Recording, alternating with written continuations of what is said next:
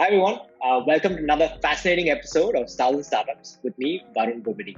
Today we have a very fascinating startup. I have Karthik Venkateshwaran, CEO and co-founder of Jumbotail. Jumbotail is in the business of converting every corner store into a mini supermarket. Of course, in the recent lockdowns with pandemic, uh, it has actually enabled a lot of these corner shops to be stocked up with essentials and of course keep a lot more people safe. Jumbotail is doing this with technology and services that was typically reserved for, say, supermarket chains that have the capital to do so. But now every corner store has access to the same services that a larger chain would have. So, firstly, let's welcome Karthik to the show.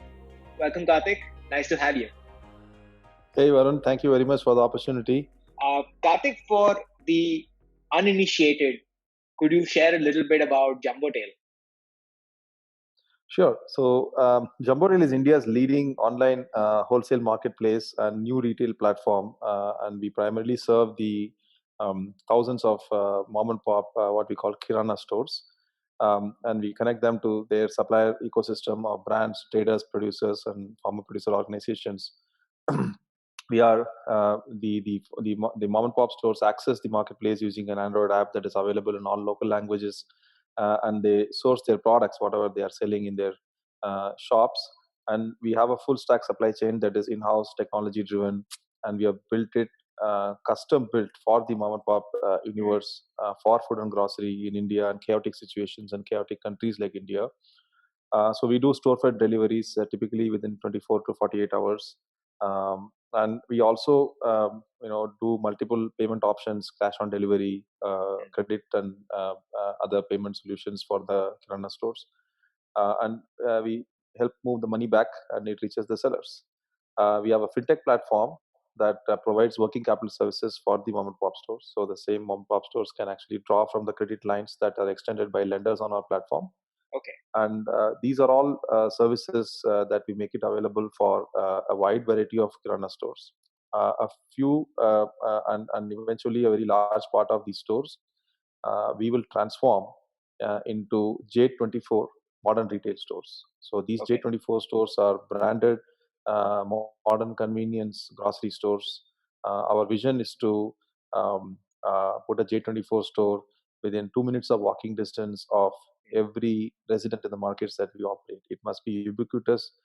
It must stand synonymous with convenience, and it must be a place where our consumers and consumers transact at least 4 times a day, and that's our goal. So Okay. that transition has already started to happen, and that is happening on top of our new retail platform. So these stores are modern stores, and they are having branded stores, and they are connected to end consumers through online channels, Swiggy, Dunzo, all of those capabilities exist to integrate with these platforms. And we also have our own J24 dot store. We do home deliveries, voice commerce, and multiple ways of consumers accessing these stores. That's a lot of things that you guys are doing. We'll dig into a few of those things, hopefully, on this podcast. So we'll get to them. Karthik, I found out something interesting. You actually spent time in the military before you went on to do your MBA, and now you're helping Kirana stores. How did this journey come about? What took you away from doing service and now servicing the Kirana stores? I've always considered myself as somebody who has a calling to serve a very large number of people of our countries. I'm a very passionate, patriotic person. I always felt very patriotic about India and serving the nation. And that's the reason I joined the military. And, I have this one single maxim very early on, even in my interview in NDA days, in my SSB interview, I questioned, why do you want to join the military? I actually answered this that one unit of my work can serve 90 crore people. Those days, actually, India had 90 crore people. So one, so that was my answer. And if I were to, continue, so 10 years, 10 and a half years, post 4 years in military academies and National Defense Academy and Indian Military Academy, I served for 10 and a half years in pretty hard combat. I've seen very, very different life situations than most others. But my uh, but my I wanted to transition out from a role where I am sort of in the line of protection, rather than I wanted to create India into a economic superpower where countries don't dare attack us, right? So that is you should be operating at an economic superpower level where it should nobody should have any courage to even pick up a fight with us.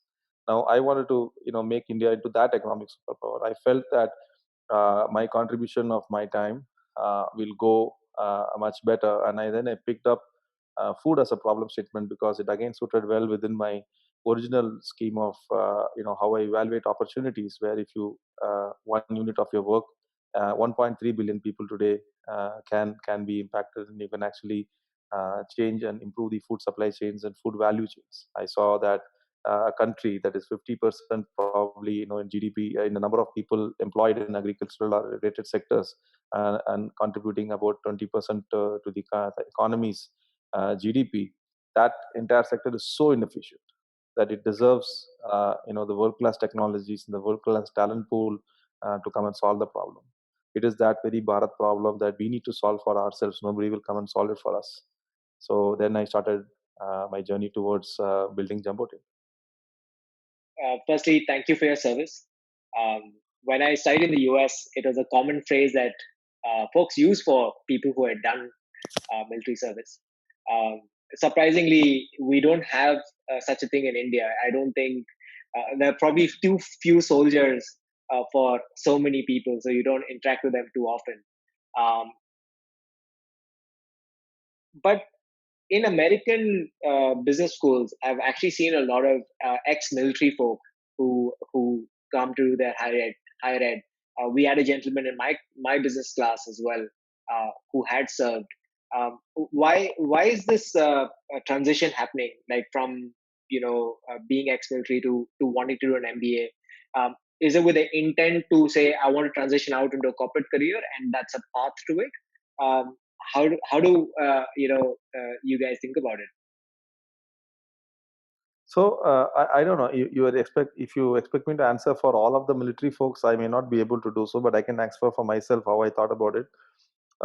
Everything, education, work, everything is a means to an end. The end is clear. The end is to make our country economically sustainable, sound, and powerful. Right. So now, in order to do that, if you want to transition into a career that wants to transform the food and grocery ecosystem, so I started out initially by trying something at a very small scale. What today is Jumbotail. It was actually at that time called Kisanco.com. So Kisanco connected coconut farmers in my hometown Madurai to distant markets, and I was trying to build a prototype using SMS-based networks. Nokia N70 was the smartest phone then, 2007, 2008, around that time. And shortcode APIs, and it's all very very costly and cumbersome. And that was not the big problem. The biggest problem was, if you connect distant markets, how will you transport goods? There is no scalable supply chain, right? And if you connect, even if you find the lorry services to send the goods, money movement was the biggest problem. How will you cash will move from Delhi to Madurai? How? Who will trust it, right? So now the problem was clear that you have to solve at a very holistic level, and no longer it was a minimum viable product kind of problem. It is a minimum viable ecosystem.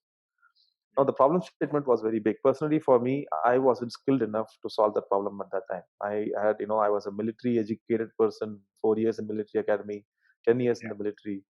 I did not have network. I didn't. All of my friends were serving in the military. I didn't know anybody outside of the military, barring my few class friends here and there. And the market itself was not ready.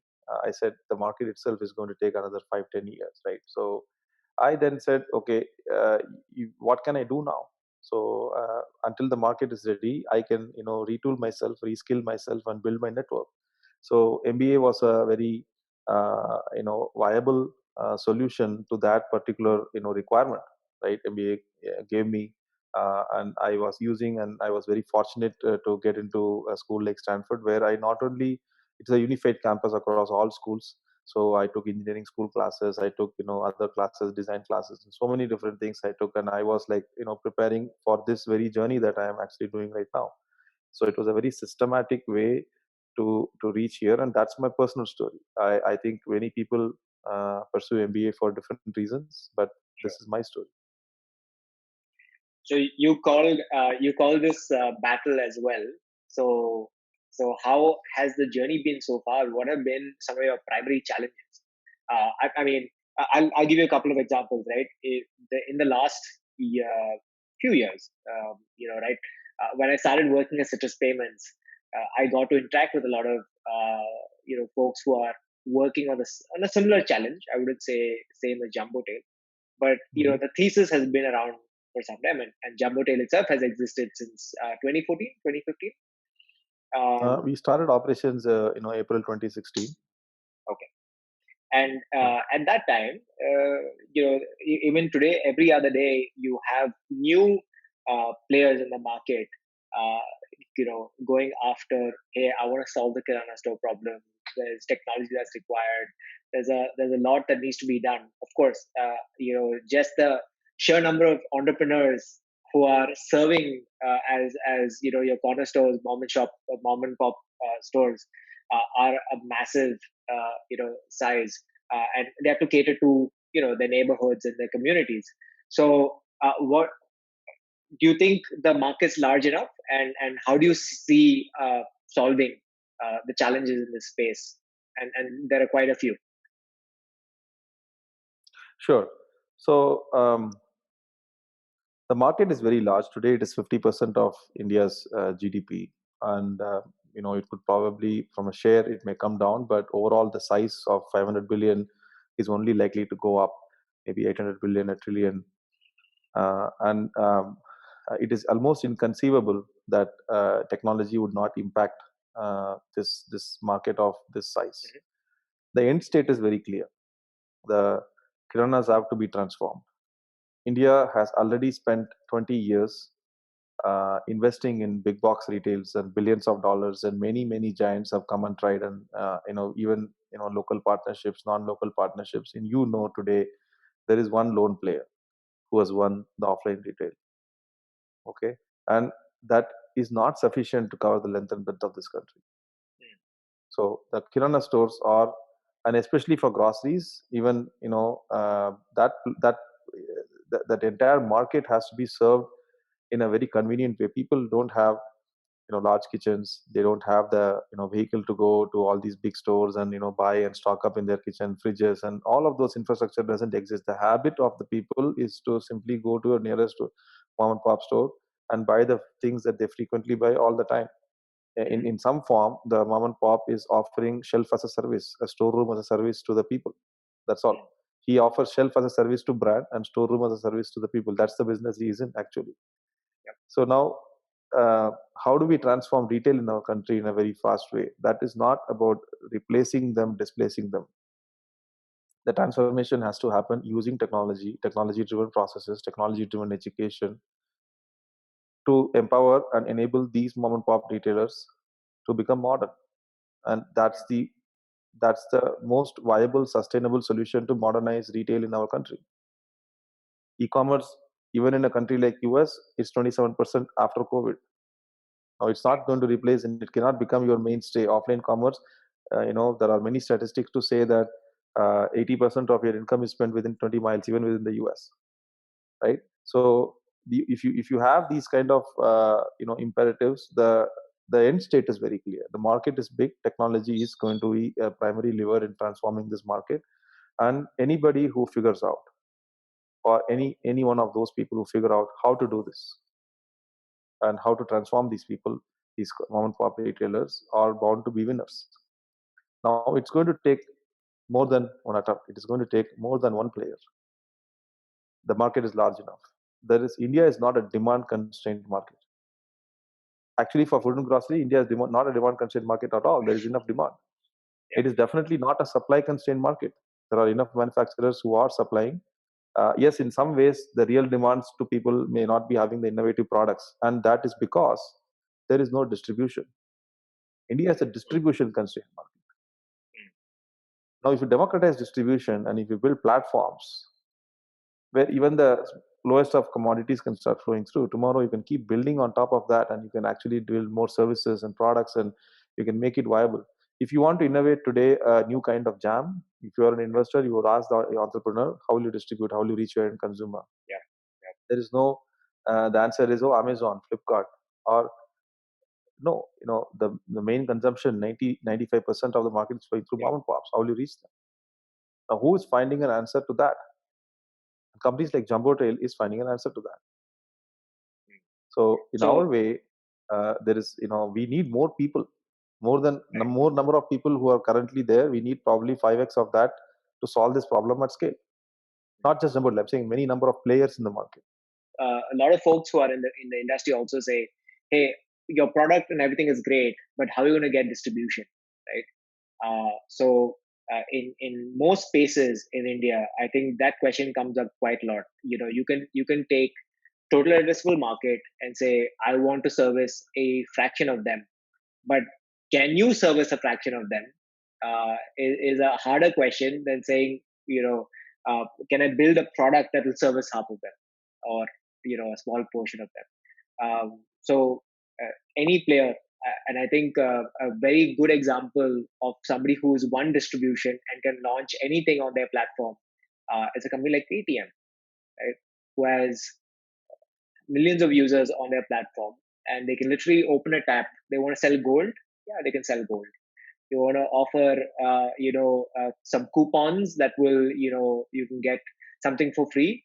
They can just put it up there on their application, right? Because they just have that continuous, See, tap of users that keep on coming in. Paytm, on Paytm, and here is a good example, and I would go, on Paytm, Hmm.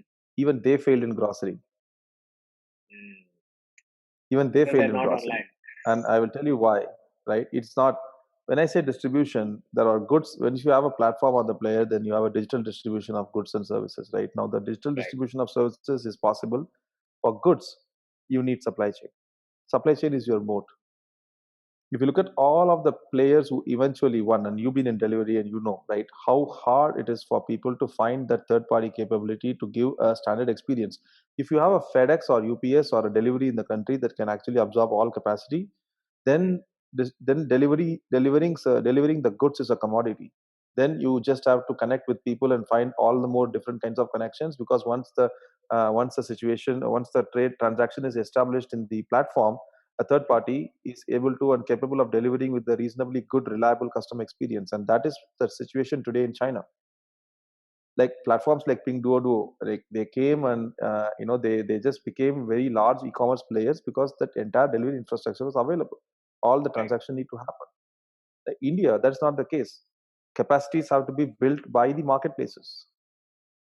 A situation that has actually been forced upon Amazon like after 25 years, because no Yeah. longer they could rely on, say, a FedEx to improve their SLAs. Now they're building their Yeah. own.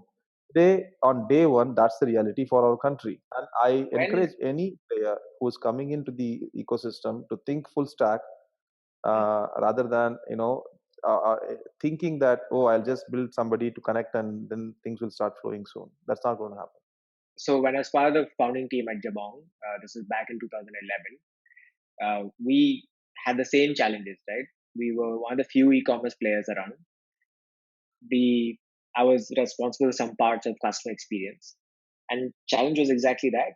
We had no way to tell the customer that your product will reach at a certain day, or we could do an assured delivery on certain pin codes. So, the founders had to pitch to the board saying, hey, we need to create a delivery service because none of the existing players can cater to our expectations and our demand. So there was a whole push towards creating a completely new delivery service. And I have the privilege of having been able to name it as well. It was called Javas. And, Yeah. Go. we ended up doing a phenomenal job. Like the folks who ran that whole, I just named it. I didn't do anything apart from that. um, and we were able to have that whole experience, right? From the ordering, fulfillment to delivery. And reverse was where a lot of the e-commerce was won. And so even today, a lot of folks who remember Jabong from the early days, would really rave about the experience that they had and the innovations that you could do because you had control of the stack, like you're saying. If you're going all the way, right, from saying, okay, I've built a technology here, use it, I'm done with you. It's very different from saying, hey, I can actually help you to solve all the challenges that come before that little application and also downstream. I think that's a lot more powerful, right? Yeah.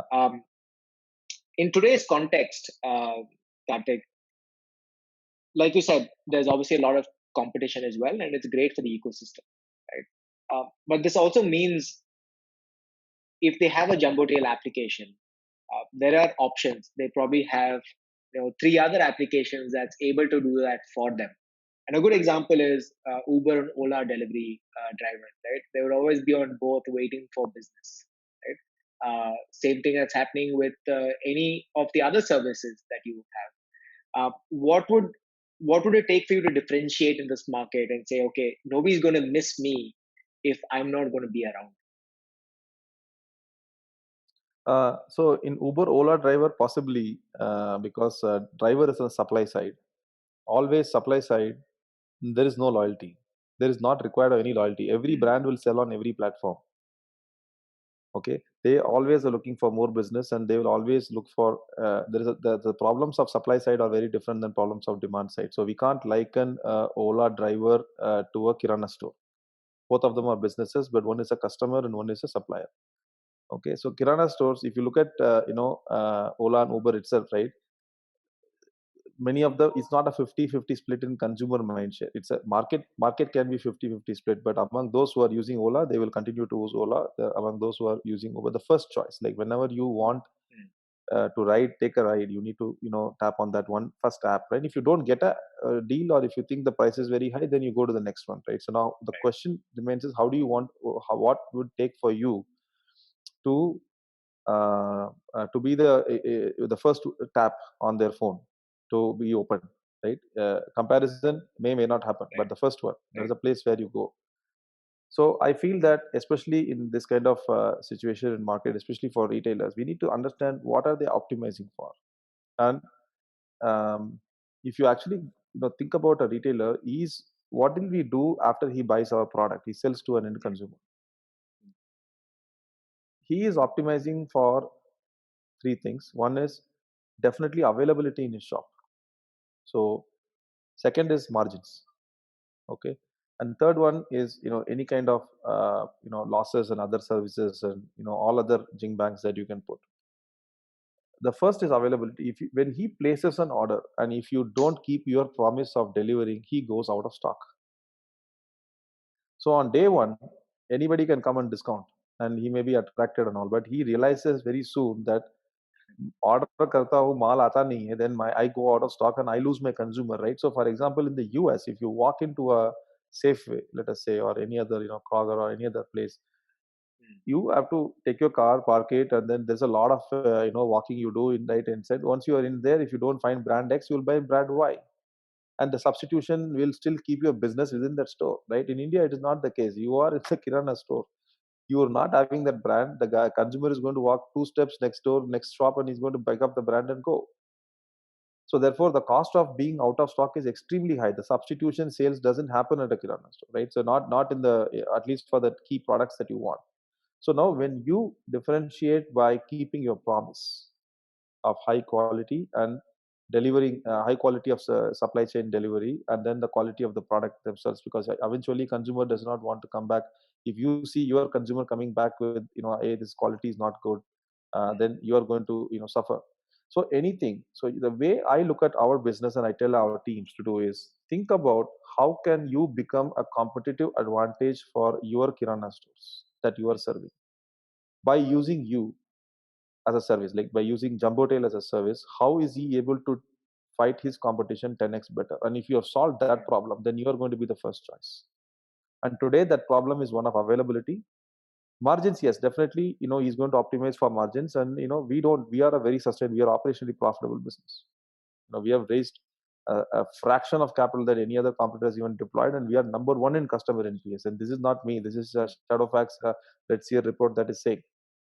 Right? We are number one in customer NPS across all platforms. Every other platform that has raised 20x 30x of the money that we have, they're all a fraction of the customer NPS that we have. And we are able to do that because of our focus, because of our technology enabled supply chain. We are able to, even in this lockdown, I will tell you, demand has doubled. Delivery windows have gone one third from a 12-hour delivery window we used to have. Now we have, like, say, 4-hour delivery window, and that also very very early hours of the day. If you actually look at 7 to 10 as a reasonable number, that's all you have, right? Now we still are serving and we still are growing. And how are we able to do that? Because we are able to now do things like intelligent batching, automatic demand shaping, communication, keeping the customer experience intact. Everything is automated because we have built that system. Now, every single time there is a lockdown in the markets that we serve, I can guarantee you our customer sees everybody vanish. Everyone. You go to the market today and you see they're not serving them. The distributors are not opening their shops. The wholesale markets are closed, and all of remaining people are their services are not reliable. They are either absent or they are not servicing Because they're also people properly. dependent, right? Primarily people dependent. They are primarily people business. dependent because some of our competitors are still taking orders by visiting shops. Yeah. Right now, they may have very different goals, and I will not judge them for that. But as a technology company, we have built technology where 100% of our orders come via our app. We don't have a sales force, so therefore orders come to us. That's the first thing that we benefit from.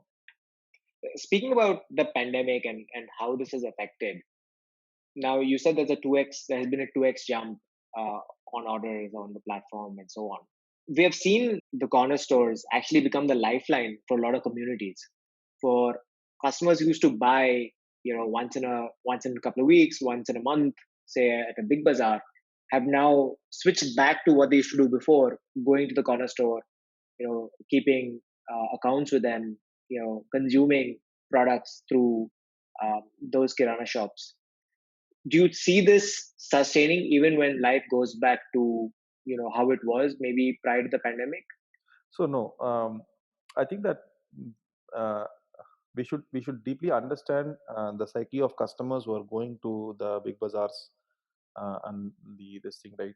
So if you actually look at it, in many, even in the best cities, their share is about 20%.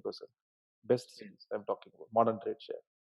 80% is still GT driven market. So therefore, at the best, kirana demand can go up by another 25%. Okay, so now what are we talking about? A kirana store that is having a demand now. His demand will go because he was already serving a land share of the market. Now somebody else is not coming to him. Now let us look at the even the best places like, say, Bangalore. We see people go for two reasons. One is price advantage. Other one is um, the selection itself is different. A corner store today does not stock many SKUs that people would otherwise want, and the whole thing is around top up of quality, top up of highly available products and some SKUs. Like, you will not have all variants of, say, Colgate, and you will have the top variants and whatever is selling. So I think people looking for varieties will still go back, but I feel that the concept of the shift of behavior of those people will move more towards online, having able to discover that same variety. So this is how I'm seeing the variety equation will shift to online platforms. And online platforms have now tasted how to run operations in a profitable manner because they are now selling at MRP. Their prices have now become equal. So now all of us are going to be in that sustainable mode of business where consumers are expecting less discounts, at least for the short term. And variety के लिए you will go to online and you will find all those varieties. And for convenience and really requiring items, he will come back to the same old kirana store because that guy was anyway selling at MRP. He continues to sell at MRP. He doesn't have much space. But when this kirana store now has also started realizing, when they start transacting with platforms like Jumbo Tail, that they could actually rotate their inventory faster. They don't have to depend on their distributors. That's the next change that is happening. So the distributors are coming once in 7 days. He's stocking up once in 7 days. So if you look at his 400 square feet shop, 300, 400 square feet shop, he has 7 days of inventory of, let's say, 700 SKUs to 1000 SKUs.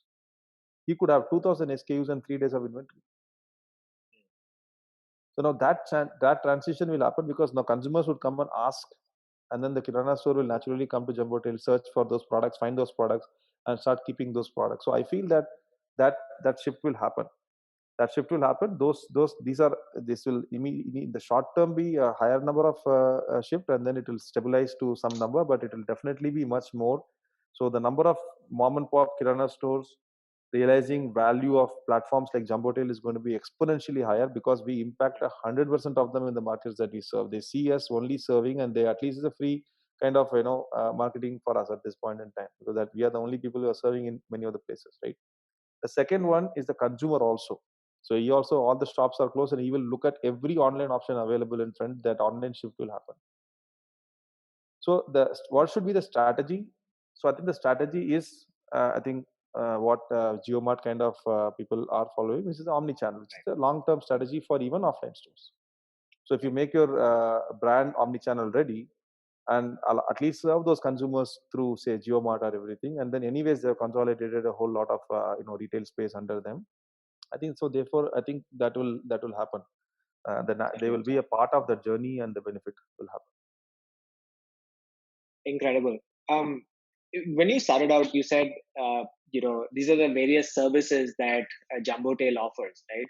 Which today Jumbo Tail is not just in the grocery business. I think you're doing, also with Jumbo Farms, your brand, also you're offering products that you're sourcing for them. That means you're not just being a technology play and a way to also bring products to them, then they having to go out, but you're also creating brands like the FMCG players. You're also creating working credit for them, right? Working a credit line for working capital. So these are all individual business in themselves, right? And that's a lot to be doing. How do you see that playing out? And because they are all, they used to, like you said, you're creating full stack, obviously, and by full stack you're going all the way down the value chain. But this would also mean that these independently can be large companies, and requires that kind of effort and time and people to solve it.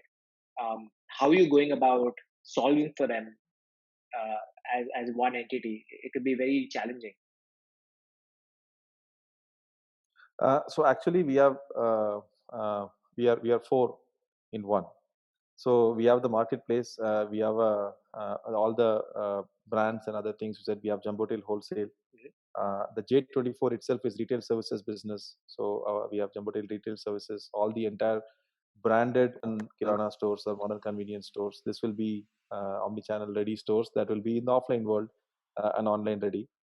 And uh, the fintech, and then we have logistics. So logistics is also being built as an horizontal. So today logistics is serving the capacity of for demand generated in the marketplace, but there are tens of brands that they say, hey, we don't want to generate demand from marketplace. My salesman can go and take order, but can you just stock our products and deliver to the store? So then I will have a very thin layer of salespeople in my in a city with about 5-10 people. I can bootstrap, and I will take orders of all the people. But delivery, I will send it to one consignment, and then you take care of the delivery. Now this is a huge opportunity. So and that is something that we feel is a horizontal itself. A fintech business, financial services business. We have two layers of financial services. One is to the kirana store owners and the sellers, which are the participants in the marketplace. Second is in the kirana store, the J24 store, convenience store points, right? These consumers are coming. Now there are tens of opportunities in those transactions, because we serve the transactions as well. So we have something called Jumbo Pay, and we are building our own stack of payment solutions for consumers in these stores. Now, so therefore, all of these are big opportunities in itself. You are right. But we feel that this synergy is going to be our strength.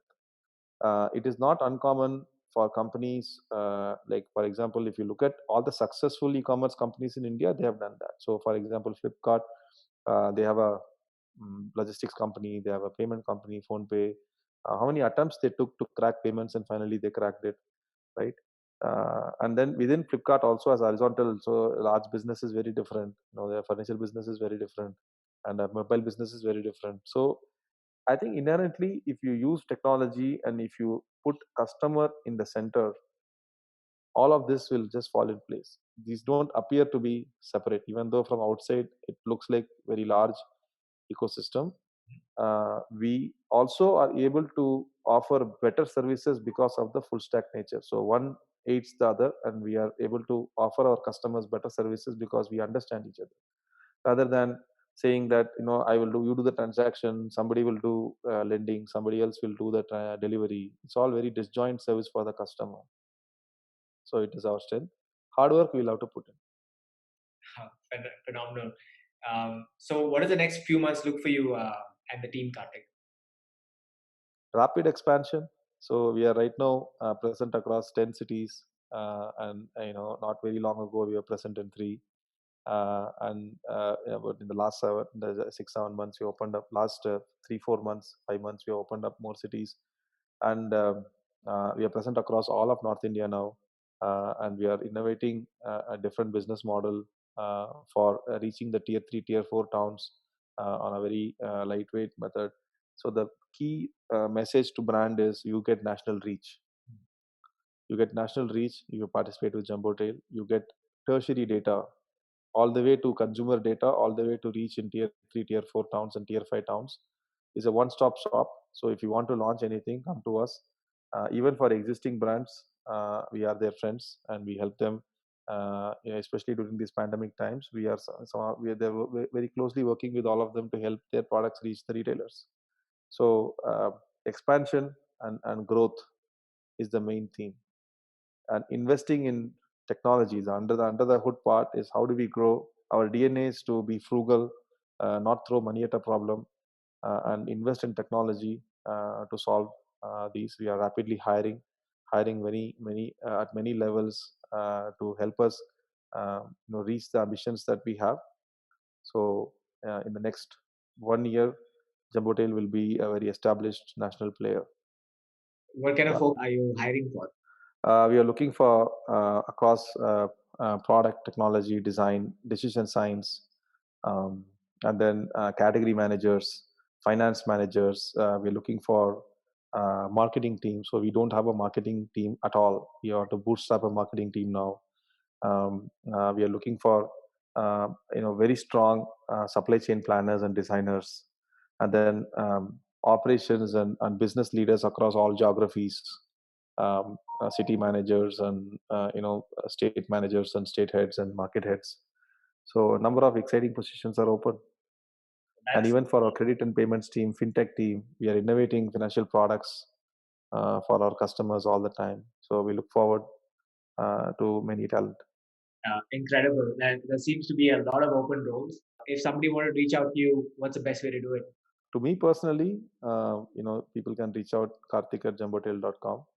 I'm sure packing in enough people for the long haul just to get you guys to the next level, to 100x from here. Yeah, 100x is a journey of 1x like that. And then suddenly maybe some 20x, 30x, and then again 1x, 2x. So the growth is going to be like that. And then there will be some fall here and there. So it's not like, from outside world, the graph looks, very rosy, but if you just double click on the graph, it will have its own ups and downs. And we are all ready for it. We have seen it all. We are very battle hardened. We have fought competition and won.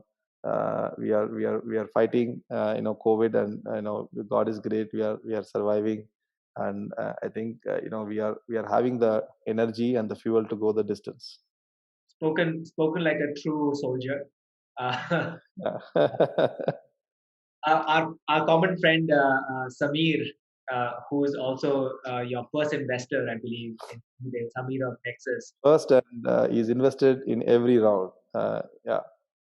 So I was chatting with Samir the other day, and he said, if you have Kartik on the program, you should ask him what his learnings were from the field that he's applying to business. So I had to ask you this question.